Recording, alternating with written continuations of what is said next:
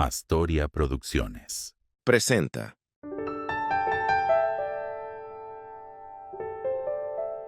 Ataraxia, Vivir en Calma, con Gerardo Casasus. Una vez más, estamos aquí en Ataraxia. Este episodio vamos a explorar el conflicto. La anatomía de un conflicto es el nombre de este episodio. Y vamos a entender, quiero que entiendas más bien, es lo que quiero lograr ahora, por qué los seres humanos peleamos, por qué entramos en conflicto, por qué a veces la gente no entiende las cosas como yo quiero. Tienes la culpa, es mía, es de la persona. Eso es lo que vamos a estar explorando. Y el solo hecho de entenderlo, yo te garantizo el día de hoy que va a hacer que lo puedas ver de una manera completamente diferente. Y eso es lo que vamos a explorar hoy.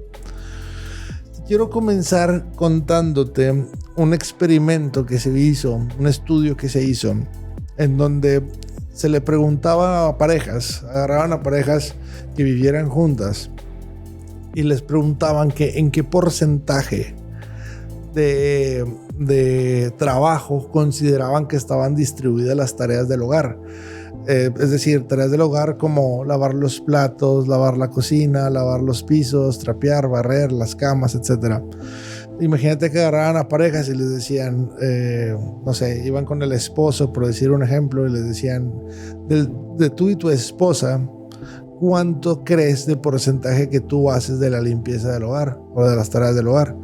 Entonces, no sé, el esposo decía 30% yo, 70% mi mujer. Y luego le preguntaban a la esposa y haz de cuenta que ella decía, no, pues yo 90% y mi esposo el 10%. Si la opinión de las personas fuera realista, fuera objetiva, si todos habláramos realmente como fuera, los porcentajes de los dos miembros de una pareja siempre debería de dar a 100 si fuéramos objetivos. Y este estudio que se hizo como con 1000 parejas, se dieron cuenta que el promedio era de 140. ¿Qué quiere decir? Que todos tenemos una percepción distorsionada de la realidad. Y esto se debe a que tenemos un sesgo cognitivo, ahorita les explico qué es eso, sobre las cosas que nosotros realizamos, por el simple hecho de que nuestro cerebro evolucionó históricamente para poder entender dónde puede haber un problema. O sea, nosotros evolucionamos para poder ver las posibles consecuencias de un peligro y no para las cosas que están bien. Y un ejemplo que siempre pongo es, si ahorita tú estás sentado, escuchando este podcast o viendo este video, notarás que estás sintiendo la silla en donde estás en este momento y no te habías dado cuenta que la sentías porque la silla está bien. Pero si la silla estuviera rasposa, estuviera fría o estuviera caliente, estaría el cerebro recordándote en todo momento que la silla es incómoda, porque el cerebro está diseñado para ver dónde hay un problema. Entonces, imagínense que yo lavo las vasijas después de comer la mayoría de las veces de mi día, ¿no? Entonces imagínense, en un mes tenemos 30 días y yo lavo las vasijas 27 de los 30 días. Estadísticamente hablando, va a haber 3 días en los que yo no lave las vasijas porque me salió algo, me salió un compromiso, por cualquier situación, porque me dio flojera. Es probable que 3 veces no las lave. En mi pensamiento, como es cansado lavar las vasijas, yo voy a recordar, si tú me preguntas sobre mi mes, yo voy a recordar las 27 veces que las lavé, ignorando las 3 veces que no lo hice, porque esas no las voy a tener en la memoria, así como la silla en el cerebro no me recuerda. Yo siempre voy a recordar las veces que hice esa tarea que fue laboriosa, que fue cansada. Ahora, ¿qué pasa si yo no lavé las vasijas durante 3 días para mi pareja o cualquier persona que viva conmigo? Esos 3 días son muy molestos. Entonces, cuando tú le preguntas a esta persona, oye, Gerardo lava las vasijas, va a decir no, porque en su colectivo de su memoria, en el colectivo de sus memorias están las 3 veces que no la lavé. Eso es lo que nos genera un sesgo. Hay muchas personas, por ejemplo, que dicen, yo cada que lavo mi carro llueve, ¿no? De seguro alguna vez te ha pasado que dices, ¿por qué traigo tan mala suerte? Imagínate que tú laves tu carro 2 veces al mes son 24 veces en un año. Estadísticamente hablando, va a haber 2 veces que llueva, por el simplemente pura y mera y llana estadística. Pero no es irónico las veces que lo lavas y no llueve. Entonces, si tú lavas en enero y no llovió, si lavas en febrero y no llovió, no genera un verdadero problema en la memoria. Pero si tú en marzo lo lavas y llueve, es tan irónico que te vas a acordar de la última vez que lo lavaste y llovió, dándote una ilusión de que cuando lo lavas llueve. Este es el tipo de sesgos que hacen que generen los conflictos entre las personas. Y vamos a hacer un ejercicio aquí juntos.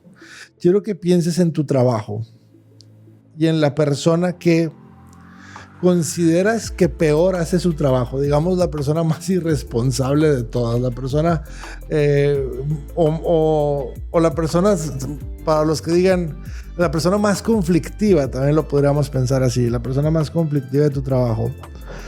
Y te darás cuenta que esa persona que tú crees que es muy conflictiva o muy irresponsable, si yo la separo y me la llevo en privado y le pregunto, oye, tú eres una persona conflictiva, me va a decir que no.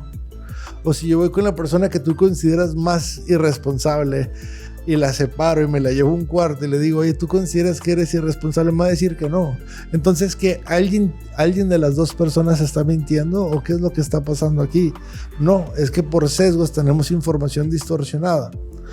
Entonces cada uno está analizando su propia realidad conforme a lo que está viviendo o sobre lo que está observando.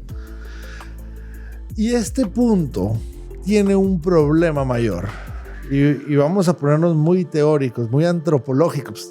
Ustedes saben que este es un espacio de antropología y aquí vamos a desmenuzar el comportamiento humano. Y es que el ser humano evolucionó para hacer las cosas de manera repetitiva.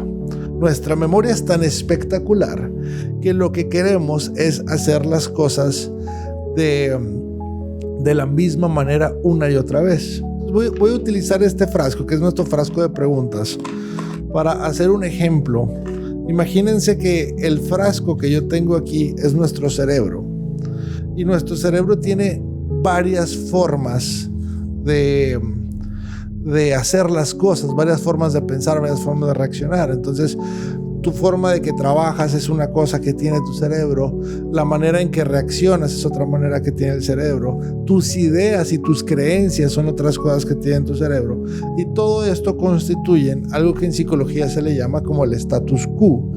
Y el status quo es las cosas exactamente como son, exactamente las cosas como piensas, lo que dices y lo que quieres, y todo está aquí concentrado en un mismo lugar, y el cerebro no quiere que tú te salgas de esto que se le llama el status quo. El cerebro quiere que reacciones de la misma manera, que hables de la misma manera y que hagas las mismas cosas. Si no me crees, te voy a poner varios ejemplos. ¿A poco no siempre sacas dinero del mismo cajero automático? ¿O pides la misma comida al restaurante al que te gusta ir? ¿O tienes el mismo estilo de ropa desde hace muchos años? ¿O agarras la misma ruta para ir de tu casa al trabajo?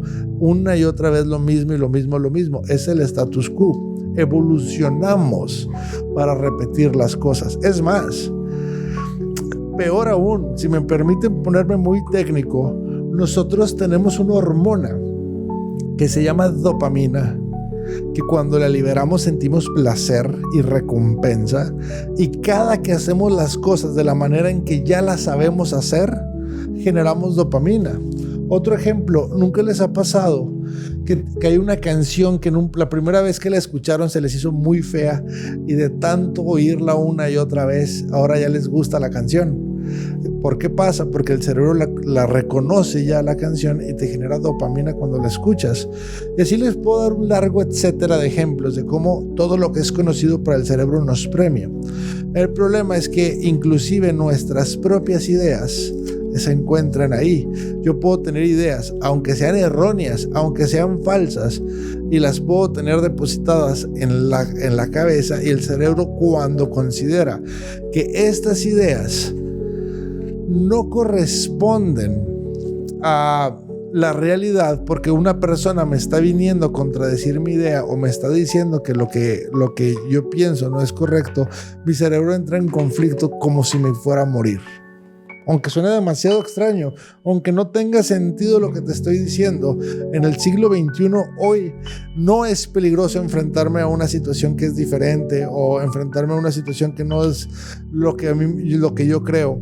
Pero el cerebro sigue reaccionando como si estuviéramos en la época de las cavernas y sigue creyendo que si una idea que yo creo no está correspondida con la realidad, me sesgo y defiendo mi idea. Entonces, les voy a poner ejemplos. Cuando yo estaba en prepa, mi primer semestre, yo saqué 6 en todas mis materias. 6 era el pase para aprobar, porque yo tenía la idea de que hay que conseguir las cosas con el menor esfuerzo posible. Para mí esa es la naturaleza, de eso se trata la naturaleza. Si el pase es 6, ¿por qué voy a sacar 7, 8, 9 o 10 de calificación? En el caso de mi madre, que mi mamá es bastante trabajadora, siempre me decía, tienes que sacar 10, que eso es lo mejor para tu vida, tú eres una persona muy inteligente. Cuando yo llegué con la boleta y le enseñé a mi mamá que tenía puros 6, me empezó a decir que eso era de mediocres, que yo tenía mucho más capacidad que sacar eso. Entonces, hay 2 ideas diferentes. Por un lado, yo tengo una idea que claramente yo creo que la agarré de mi papá, que es vamos a conseguir los objetivos que nos propongamos al menor esfuerzo. Al mismo tiempo, mi mamá tiene otra idea contraria a la mía, que es hay que siempre dar lo mejor de uno. Y aquí la pregunta que siempre hago es, ¿quién de los dos tiene razón, mi mamá o yo? Si lo analizas, podríamos pasarnos todo el día debatiendo a ver quién tiene razón, pero la realidad es que los dos tenemos razón, o ninguno, dependiendo de donde lo quieras ver. Entonces, ¿por qué peleamos? Porque para el cerebro de mi mamá y para el cerebro mío, nosotros los dos tenemos razón. Y como el cerebro evolucionó para mantener el status quo, empezamos a defender nuestras ideas como si fuera una cuestión de vida o muerte. Eso es la anatomía de un conflicto. Esa es la razón por la que 2 personas entran en un conflicto. Ahora, ¿qué nos sirve para este tipo de casos? Pues el primer punto y el más recomendado es identifiquemos cuáles son las ideas que las 2 personas tenemos. O sea, hay que reconocer que tenemos un status quo. Entonces, imagínense una mamá que tiene una hija adolescente, por poner un ejemplo, y tiene siempre conflictos con su hija, porque la hija quiere llegar tarde de salir con sus amigas y quiere llegar a las 3, 4 de la mañana a la casa, y para la mamá eso representa un riesgo. Tanto la mamá como la hija tienen 2 ideas diferentes. Si las 2 pensaran igual, no tendrían un conflicto. Entonces vamos a identificar cuál es la idea. Es decir, la mamá tiene la idea de que salir y llegar tarde es peligroso para una mujer adolescente, mientras que la hija tiene la idea que llegar temprano es aburrido y lo que lo vuelve divertido es llegar tarde. Entonces, claramente tienen 2 ideas contrarias la mamá y la hija. Una persona que cree, en este caso, como yo les decía, que conseguir las cosas al menor esfuerzo posible es lo más conveniente, y una persona que considera que siempre hay que dar lo mejor de nosotros es lo más conveniente, van a entrar en conflicto. Vamos a separar las 2 ideas. Y ese es el primer punto, porque nosotros genéticamente estamos programados para defendernos cuando nos hablan de nosotros. Entonces, si yo le digo, es que tú quieres llegar tarde, es que tú eres un irresponsable, es que tú no quieres trabajar, la gente se va a poner a la defensiva. Nosotros nos enojamos para defender lo que es importante para nosotros. Entonces, si tú me hablas de mi persona y de los hechos o los actos que yo hice, o tú hablas de cómo soy yo, o quieres suponer cosas sobre mí, yo me voy a defender. Quiero que pienses en la última vez que tuviste un pleito con tu pareja. Te vas a dar cuenta que empezaron a hablar de cosas que hicieron o de la persona, y se olvidan que lo que los está teniendo en pleito no son ni las acciones ni las personas, sino las 2 ideas diferentes. Entonces, el primer paso que yo te recomiendo es aprender a separar las 2 ideas. ¿Cuál es mi idea que está dentro de mi status quo, que mi cerebro quiere defender? ¿Y cuál es la idea de la persona con la que yo tengo un conflicto, que está dentro de su cerebro, en su status quo, que quiere defender? Porque entonces, desde desde las dos ideas nosotros podemos encontrar una solución, algo que no pudiéramos hacer si estamos hablando de las personas. Ya teniendo las dos ideas, ahora sí podemos pasar a la resolución de un conflicto. ¿Cómo vamos a resolver un conflicto? Quédate, porque lo vamos a explorar y profundizar en el siguiente bloque.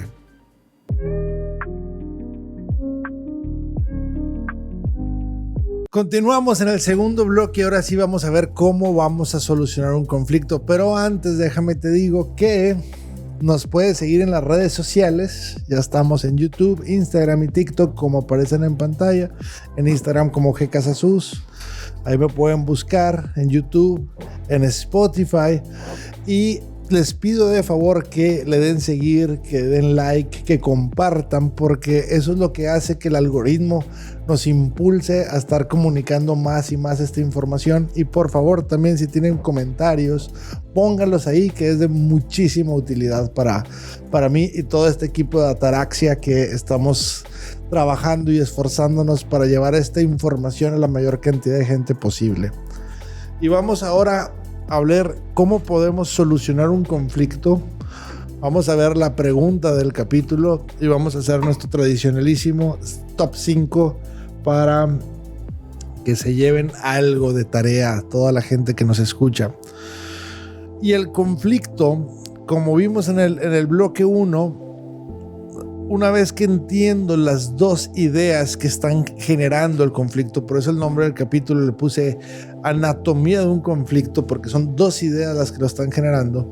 Entonces vamos a hacer un pequeño ejercicio y es: una cosa eres tú, otra cosa soy yo y otra cosa es el conflicto. Es decir, hay tres cuerpos que están existiendo en una discusión: las dos personas en desacuerdo y el conflicto que están teniendo.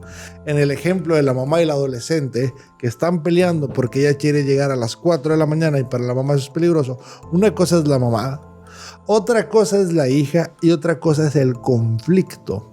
A veces se nos olvida que el conflicto es algo ajeno a las dos personas que se aman, y eso ayuda mucho a reforzarlo en una pareja o en una relación. De decir, yo no tengo un problema contigo, yo a ti te amo, pero quiero hablar de algo aparte de nosotros dos, que es que tenemos dos ideas diferentes. Y no saben cuánto ayuda ese ejercicio. Si es en el trabajo, por ejemplo, con algún compañero de trabajo donde estás teniendo problemas, tú eres un extraordinario trabajador, tú eres un extraordinario compañero, haces muy bien las cosas. Contigo como persona, a ti Juan, a ti Eduardo, a ti María, no tengo ningún problema. Hay un conflicto que yo estoy teniendo y quiero hablar de ello. Y acuérdate que sin importar que lo está generando otra persona, ahí te va un cubetazo de agua fría, pero sin importar que lo está generando otra persona, el conflicto, si te molesta, siempre es tuyo, porque a ti es el que te está molestando. Entonces no asumir que el problema es de los dos, sino es de la persona que lo está afectando. Y si lo tuyo le afecta a la otra persona, la persona tiene otro conflicto contigo. Y eso nos permite entender, porque a la hora de hablar, entonces yo puedo decir: yo, Gerardo, estoy teniendo un problema. No contigo, yo estoy teniendo este problema que es diferente a nosotros dos y quiero hablarte del problema. Yo no voy a hablarte de ti, tú eres increíble, yo a ti te amo. Pero yo estoy teniendo un problema con un tipo de acciones que están pasando, con unas ideas que son diferentes. Si la mamá llega con la hija y le dice: yo a ti te amo, no tengo ningún problema contigo, yo personalmente estoy teniendo un problema, y ahí agarramos la anatomía del conflicto, donde digo: yo personalmente tengo la idea de que llegar tarde es peligroso y entiendo perfectamente por qué tú tienes la idea de que llegar temprano es aburrido. Entonces estamos los dos de acuerdo en que tenemos un problema, y si la otra persona te dice que sí está de acuerdo que hay un problema, en ese momento ahora sí pueden partir a encontrar una solución y no va a haber ninguna emoción de por medio. Y es básicamente lo que quería enseñarles el día de hoy. A partir de ahí ya pueden de una manera muy sana empezar a encontrar una solución al conflicto. Y algo que a mí me gusta hacer es jugar a mi ideal. Es un juego que es muy divertido, donde siendo 100% egoísta, ¿cuál sería mi ideal en esta situación? Y le pido a la otra persona que me escuche y escuche todo mi ideal. En un 100% egoísta, ya claro, voy a ser 100% egoísta y no necesariamente eso es lo que tiene que pasar. Yo reconozco que va a ser una opinión egoísta. Y así yo le permito a la otra persona decir su ideal 100% egoísta. Y este juego es muy, muy bonito porque nos permite ver realmente qué quiere la otra persona, sin juicios. Donde en el juego del ideal no se permite juzgar el ideal de otra persona. Ya que los dos sabemos qué es lo ideal para nosotros, ahora sí podemos encontrar un punto que sea un equilibrio donde las dos partes estén de acuerdo. En el caso de la mamá y la hija adolescente, pues podría la mamá decir, mi ideal es que no salgas, y la hija adolescente podría decir, mi ideal es llegar bien borracha a las 5 de la mañana. En el caso de yo en la prepa con mi mamá, yo podría decir que mi ideal era sacar puros 6 en todas las materias y mi mamá decirme que puros 10. Ese es un juego de los ideales. Y esto lo podemos aplicar en la pareja si está viendo celos, si está viendo inseguridades, si está viendo algún tipo de inconformidad, o en el trabajo, si tienes trabajadores que están a tu cargo, por ejemplo, donde estás teniendo conflicto, tú le puedes decir, mi ideal es que tú trabajes de esta manera. Ahora yo te escucho a ti, trabajador, ¿cuál es tu ideal de realizar las cosas? Y en los ideales van a encontrar mucha información que probablemente no sabían. Esta es la técnica de la anatomía de un conflicto, es preciosa.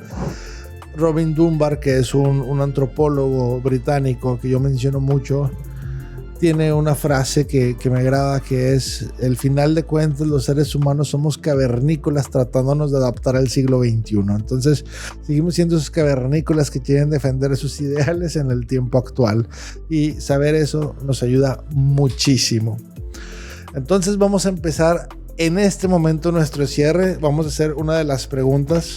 Si tú quieres preguntarme algo y que lo mencione aquí directamente, pon la pregunta en los comentarios en el video en YouTube y los vamos a estar metiendo en este frasquito para estar haciendo una respuesta por cada uno de los capítulos.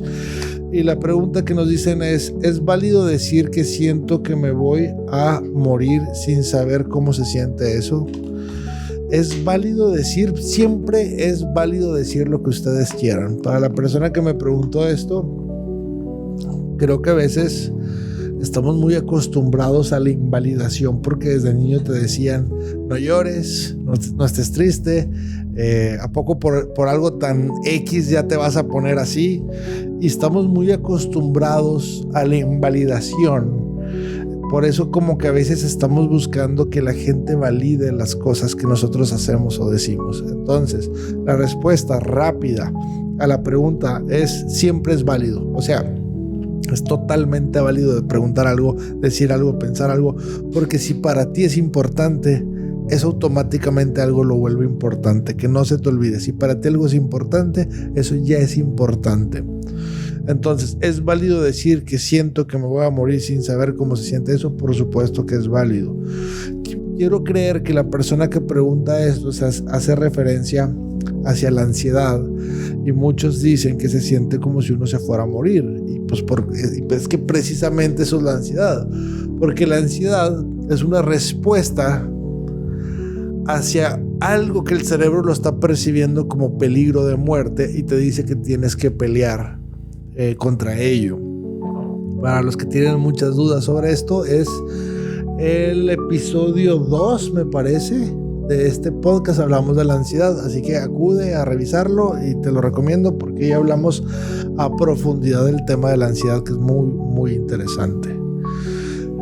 Para los que nos escuchan por primera vez, estoy teniendo este espacio de los últimos minutos de nuestros capítulos para un top 5 donde vemos temas de interés que a veces están relacionados con el tema que vimos. Y hoy te voy a traer 5 cosas que valoramos los seres humanos, pero rara vez las pedimos. Y creo que te puede servir conocerlas para que puedas tener una mayor cercanía, con más empatía para la gente que es importante para ti.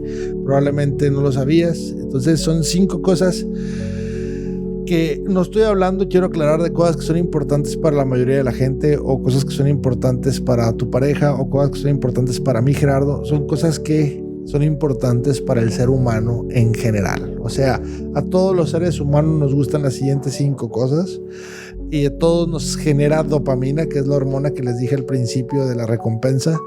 Y y cuando tú hagas una de estas 5, una persona que amas, la vas a hacer muy feliz. Y mi recomendación, puedes escoger una y aplicarlo con alguien que es importante para ti.